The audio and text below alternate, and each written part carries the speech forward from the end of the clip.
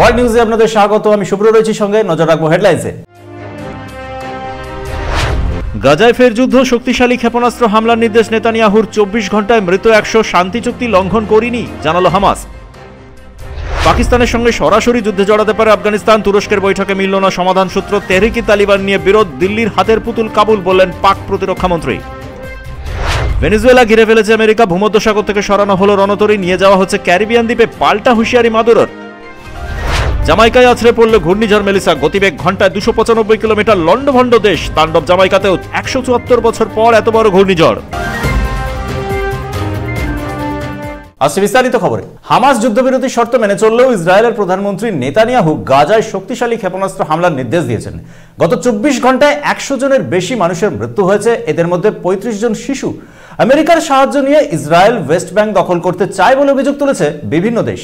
গাজায় ফের হামলা চালানোর নির্দেশ দিলেন নেতানিয়াহু। সেনা কর্তাদের ডেকে তিনি নির্দেশ দিয়েছেন পূর্ণ শক্তি দিয়ে ফের ঝাঁপিয়ে পড়তে হবে গাজায়। গত 24 ঘন্টায় 90 জনের মৃত্যু হয়েছে। আমেরিকার সহযোগিতায় ইয়েলো লাইন বরাবর ইসরায়েল সম্প্রসারণের সিদ্ধান্ত নিয়েছেন নেতানিয়াহু, আর সেজন্যই ওয়েস্ট ব্যাংক দখলের চেষ্টা হচ্ছে বলে অভিযোগ তুলেছে বিভিন্ন দেশ। নেতানিয়াহু বলেছেন তিনি চান ইসরায়েল সম্প্রসারণ করতে। নতুন করে নেতানিয়াহুর নির্দেশের পর হামাস জানিয়েছে তারা আর কোনো যুদ্ধবন্দীর মৃতদেহ ফেরত দেবে না। 28 জনের মৃতদেহ ছিল তাদের কাছে, 16 জনের মৃতদেহ ইসরায়েলের হাতে তুলে দেওয়া হয়েছে। এখনো 12 জন রয়েছেন হামাসের হাতে। এই ঘটনা নিয়ে তীব্র প্রতিক্রিয়া জানিয়েছে ইসলামিক দেশগুলো। একদিন আগেও যারা শান্তি চুক্তির পর আনন্দ উৎসব করছিলেন, গতকাল থেকে তাদের রাতের ঘুম কেড়ে নিয়েছেন নেতানিয়াহু। তবে কোথাও কোথাও ইসরায়েল সেনা শক্ত প্রতিরোধের মুখে পড়ছেন। হামাসের সঙ্গে নতুন করে যুদ্ধ হচ্ছে তাদের। ব্যুরো রিপোর্ট, হুবের কলম ডিজিটাল। ইসরায়েলের হামলায় আরো এক সাংবাদিকের মৃত্যু হয়েছে গাজায়। ত্রাণ সামগ্রী পাঠানো বন্ধ করে দিতে চলেছে ইসরায়েল। ফের পুরোপুরি যুদ্ধের সম্ভাবনা, এ নিয়ে 81 বার চুক্তি লঙ্ঘন করল ইসরায়েল। ডোনাল্ড ট্রাম্প বলেছেন প্রতিরোধ করার অধিকার আছে ইসরায়েলের। গাজায় যুদ্ধবিরতি চুক্তির পর হামাস সংঘর্ষ থেকে বিরত থাকলেও হামলা চালিয়ে যাচ্ছিল ইসরায়েল। এখন যে পরিস্থিতি তৈরি হয়েছে তাতে ফের পুরোপুরি যুদ্ধ হওয়ার সম্ভাবনা। মার্কিন প্রেসিডেন্ট ডোনাল্ড ট্রাম্প আজ দক্ষিণ কোরিয়ায় বলেন ইসরায়েল সেনার ভবিষ্যৎ কি হবে তা কেউ জানে না, তবে ইসরায়েলের প্রতিরোধ করার অধিকার আছে।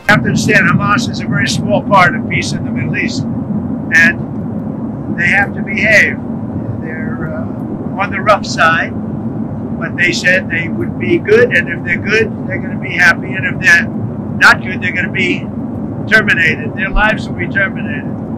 And they understand that. মার্কিন প্রেসিডেন্ট দুদিন আগেও বলেছিলেন প্রয়োজনে ইসরায়েলকে সুরক্ষা দেবেন আমেরিকা। সেই ডোনাল্ড ট্রাম্প আরও একবার ডিগবাজি খেলেন। গত 24 ঘন্টায় 35 জন শিশুর মৃত্যুর পরেও ইসরায়েলের পাশে দাঁড়িয়েছে আমেরিকা। ইসরায়েলের প্রতিরক্ষা মন্ত্রী ইসরায়েল কার্জ হুমকি দিয়েছেন হামাসকে। তিনি বলেন হামাস নেতারা টানেলের মধ্যে লুকিয়ে থেকেও নিস্তার পাবেন না। যারা ইসরায়েলের সেনার উপর হাত তুলবে তাদের যোগ্য জবাব দেওয়া হবে। ইসরায়েলের জাতীয় সুরক্ষা মন্ত্রী বেন গাভির বলেছেন নেতানিয়াহুর উচিত পুরোপুরি ফের যুদ্ধে নেমে পড়া। মার্কিন প্রেসিডেন্টের মন্তব্যের পর অলিভ গাছ কেটে দিচ্ছে ইসরায়েল সেনা। গাজা পুনর্গঠনের জন্য যে যন্ত্রপাতি নিয়ে যাওয়া হয়েছিল তা চুরি করে নিয়ে যাচ্ছে ইসরায়েলের অনেকেই। গাজায় ফের ত্রাণ পাঠানো বন্ধ করে দেওয়ার জন্য সীমান্ত সিল করতে পারে ইসরায়েল। ইসলামিক দেশগুলো ইতিমধ্যেই এই ঘটনার নিন্দা করেছে। তারা বলেছে ওয়েস্ট ব্যাংক দখলের জন্য এটা ইসরায়েলের লুকোনো ছক, এই ছক রুখে দেওয়া হবে। ব্যুরো রিপোর্ট, হুবের কলম ডিজিটাল। আফগানিস্তানের সঙ্গে সরাসরি যুদ্ধে জড়িয়ে যেতে পারে পাকিস্তান। তুরস্কের বৈঠক ব্যর্থ হয়েছে। পাক প্রতিরক্ষা মন্ত্রী খাজা আসিফ বলেছেন দিল্লির কথা শুনেই চলছে কাবুল। আফগানিস্তান এ নিয়ে কোনো মন্তব্য করেনি। আফগানিস্তান আর পাকিস্তানের মধ্যে এবার সরাসরি যুদ্ধ হতে পারে। আন্তর্জাতিক বিশেষজ্ঞরা বলছেন ইস্তানবুলে শান্তি চুক্তি ভেস্তে যাওয়ার পর দুদেশ এবার সরাসরি যুদ্ধে জড়িয়ে যেতে পারে। পাকিস্তানের তরফ থেকে বিবৃতি দিয়ে বলা হয়েছে আফগানিস্তান আর পাকিস্তানের মধ্যে সংঘর্ষ বিরতি নিয়ে দীর্ঘ চুক্তির সম্ভাবনা ছিল। শেষ মুহূর্তে ভারতের হস্তক্ষেপে চুক্তি ভেস্তে গেল। দিল্লির পরামর্শই শুনল কাবুল। हमारे पास एक ऑप्शन है, अगर तय नहीं पाते तो फिर हमारी तुम्हारी खुली जंग है। देखें ये भारत के साथ तो हमने एक जंग लड़ी है ना, अब वो दूसरी प्रॉक्सी जंग जो है ना वो अफगानियों के जरिए लड़ रहे हैं। और मैं ऑन रिकॉर्ड हूँ कि अफगान जो हैं वो एक भारतीय प्रॉक्सी के तौर पे हमारे खिलाफ जो है कार्रवाइयाँ कर रहे हैं। लेकिन जो अगर जिनकी वो प्रॉक्सी हैं उनका जो हशर हुआ है, अल्लाह ताला के फजल करम से अल्लाह ताला तकब्बर से बचाए, किसी बड़े बोल से बचाए, तो अल्लाह ताला की मदद और अल्लाह ताला की नुसरत की ज़रूरत है। अगर नहीं होगा तो फिर ठीक है, एंड से বিভিন্ন আন্তর্জাতিক সংবাদ মাধ্যম বলছে সমস্ত বিষয় নিয়ে দুদেশ সমঝোতায় এলেও তেহরিকি তালিবান পাকিস্তান নিয়ে আফগানিস্তান সহমত পোষণ করেনি। আফগানিস্তান জানিয়ে দিয়েছে তেহরিকি তালিবান তাদের নিয়ন্ত্রণে নেই। পাকিস্তানে বসে তারা হামলা চালাচ্ছে নাকি আফগানিস্তানের মাটি ব্যবহার করছে সেই তথ্য তাদের কাছে নেই। আফগানিস্তান গত 6 বছর ধরে সন্ত্রাসবাদী কাজকর্মে মদত দেয় না। পাকিস্তানের প্রতিরক্ষা মন্ত্রী খাজা আসিফ বলেছেন, যখনই আফগানিস্তান ও পাকিস্তান কাছাকাছি আসার চেষ্টা করছে তখনই দিল্লি হস্তক্ষেপ করেছে। গত সপ্তাহে তুরস্কের আলোচনার মধ্যেই বালুচে 5 জন পাক সেনার মৃত্যু হয়েছে, 25 জন তেহরিকে তালিবান কর্মীর মৃত্যু হয়েছে। আফগানিস্তান সন্ত্রাসবাদীদের মদত দিচ্ছে আর আফগানিস্তান পাল্টা নিশানা করে বলেছে প্রয়োজনে তারা যোগ্য জবাব দেবে পাকিস্তানকে। ব্যুরো রিপোর্ট, পূবের কলম ডিজিটাল। ভূমধ্যসাগর থেকে রণতরী সরিয়ে নিয়ে ভেনেজুয়েলা সীমান্তে নিয়ে যাচ্ছে আমেরিকা। চারদিক দিয়ে ঘিরে ফেলা হচ্ছে লাতিন আমেরিকার এই দেশকে। ফের যুদ্ধ হতে পারে আশঙ্কা প্রকাশ করেছেন নিকোলাস মাদুরো। মধ্যপ্রাচ্য ও ইউরোপের সংযোগে যেসব বিমানবাহী যুদ্ধজাহাজ মোতায়েন করেছিল তার মধ্যে মাত্র একটি যুদ্ধজাহাজ মোতায়েন রেখে বাকি বিমানবাহী যুদ্ধজাহাজগুলিকে সরিয়ে নিচ্ছে আমেরিকা। মার্কিন প্রেসিডেন্ট ডোনাল্ড ট্রাম্প সিদ্ধান্ত নিয়েছেন এই রণতরীগুলিকে ভূমধ্যসাগর থেকে সরিয়ে নিয়ে ক্যারিবিয়ান দ্বীপপুঞ্জে মোতায়েন করবেন। ভেনেজুয়েলার উপর চাপ বাড়াতেই মার্কিন প্রেসিডেন্টের এই সিদ্ধান্ত।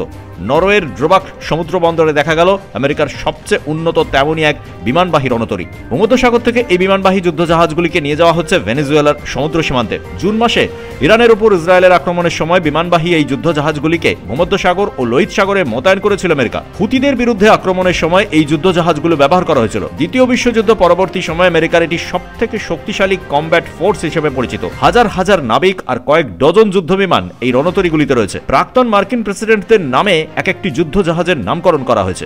কোনটির নাম জর্জ ওয়াশিংটন, আবার কোনটির নাম থিওডর রুজভেল্ট। বেশিরভাগ যুদ্ধজাহাজই মোতায়েন করা হতে চলেছে ভেনেজুয়েলা সীমান্তে।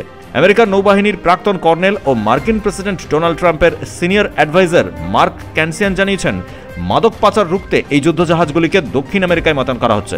ক্যানসিয়ান বলেছেন, মধ্য এশিয়ায় শান্তি চুক্তি হয়েছে, এবার দক্ষিণ আমেরিকায় মাদক পাচার রোখাই লক্ষ্য। আমেরিকার স্বরাষ্ট্র সচিব মার্কো রুবিও অভিযোগ করেছেন, ভেনেজুয়েলার প্রেসিডেন্ট নিকোলাস মাদুরো মাদক ভর্তি জাহাজ আমেরিকায় পাঠাতে সাহায্য করছেন। প্রেসিডেন্ট মাদুরো এই অভিযোগ অস্বীকার করে বলেছেন, আমেরিকা মিথ্যে অপবাদ ছড়াচ্ছে ভেনেজুয়েলার বিরুদ্ধে। ভেনেজুয়েলা এমন একটি দেশ যারা কখনো কোকেনের পাতা উৎপাদন করে না। আসলে এটি আমেরিকা চাল। তারা ভেনেজুয়েলা সরকারকে উৎখাত করার চেষ্টা করছে। ব্যুরো রিপোর্ট, পূবের কলম ডিজিটাল। ফের শক্তিশালী ক্ষেপণাস্ত্র পরীক্ষা করলো উত্তর কোরিয়া। দক্ষিণ কোরিয়াকে লক্ষ্য করে ব্যালিস্টিক মিসাইল ছুড়ল তারা। তবে এই মিসাইল সাগরেই ধ্বংস হয়ে যায়। মার্কিন প্রেসিডেন্ট তখন ছিলেন দক্ষিণ কোরিয়ায়। মার্কিন প্রেসিডেন্ট ডোনাল্ড ট্রাম্প যখন দক্ষিণ কোরিয়ায়, তখন শক্তিশালী ক্ষেপণাস্ত্র পরীক্ষা করলো উত্তর কোরিয়া। দক্ষিণ কোরিয়া জানিয়েছে উত্তর কোরিয়া চেষ্টা করছে তাদের দেশ দখল করতে, কিন্তু আমেরিকা আর দক্ষিণ কোরিয়া একসঙ্গে সেই প্রচেষ্টা রুখে দেবে। যদিও মার্কিন প্রেসিডেন্ট বলেছেন, কিম জং ইউন বছরের পর বছর মিসাইল ছোড়ে, তাতে আমি ভয় পাই না। তা সত্ত্বেও আমি কিমের সঙ্গে কথা বলবো। এর আগে আমরা 3 বার বৈঠক করেছি। আমাদের মধ্যে দারুণ বোঝাপড়া রয়েছে। দক্ষিণ কোরিয়াতেই চীনের প্রেসিডেন্ট সি জিনপিং এর সঙ্গে বৈঠক করবেন মার্কিন প্রেসিডেন্ট। দুদেশের মধ্যে বাণিজ্য চুক্তি হবে বলে জানিয়েছে বেজিং ও ওয়াশিংটন। জাপানের বেশ কয়েকজনকে উত্তর কোরিয়া আটকে রেখেছে বলে অভিযোগ। আজ তাদের পরিবারের সঙ্গে কথা বলেন মার্কিন প্রেসিডেন্ট। ব্যুরো রিপোর্ট, পূবের কলম ডিজিটাল। জামাইকায় আছড়ে পড়ল শক্তিশালী ঘূর্ণিঝড় মেলিসা। 174 বছর পর এত বড় ঝড় আছড়ে পড়ল সে দেশে। লন্ডভন্ড করেছে কিউবাও।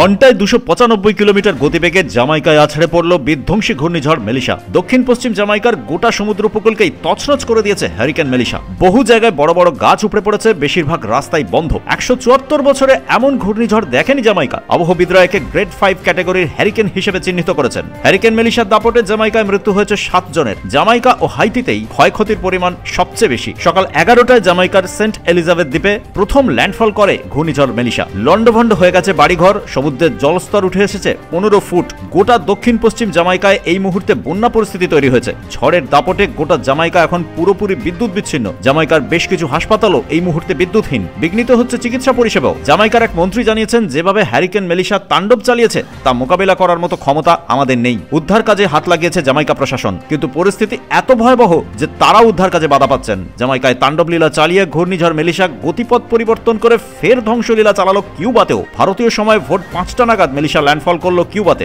জামাইকায় ল্যান্ডফল করার পর শক্তি কিছুটা হারালেও কিউবাতে তা ল্যান্ডফল করলো ঘন্টায় 120 কিলোমিটার গতিবেগে। ব্যুরো রিপোর্ট, পূবের কলম ডিজিটাল। ওয়ার্ল্ড নিউজ আজ পর্যন্তই। চোখ রাখুন পূবের কলম ডিজিটালে। সাবস্ক্রাইব করুন আমাদের ইউটিউব চ্যানেল আর অবশ্যই বেল আইকন প্রেস করতে ভুলবেন না।